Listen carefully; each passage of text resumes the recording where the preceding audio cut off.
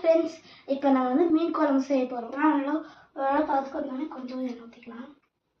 இப்போ வந்து நம்ம எண்ணெய் கொஞ்சம் வசதி கொஞ்சம் எண்ணெய் ஊற்றிருக்கோம். இப்போ கொஞ்சம் வெந்தயம் போடலாம்.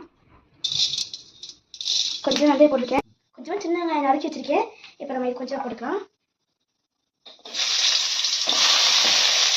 ஆல்ரெடி நம்ம வெங்காயம், தக்காளி, தேங்காய், மிளகாய் எல்லாம் போட்டு நம்ம இப்படி வறுத்து அரைச்சிருக்கோம். இப்போ வந்து நம்ம இது போடலாம்.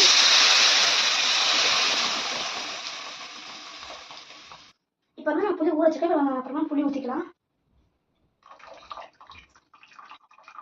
இப்போ வந்து நல்லா மூடிச்சுக்கோ. நம்ம வந்து கொஞ்சம் கொதிச்சோன்னா அப்புறமா நம்ம மீனை போட்டுருவோம்.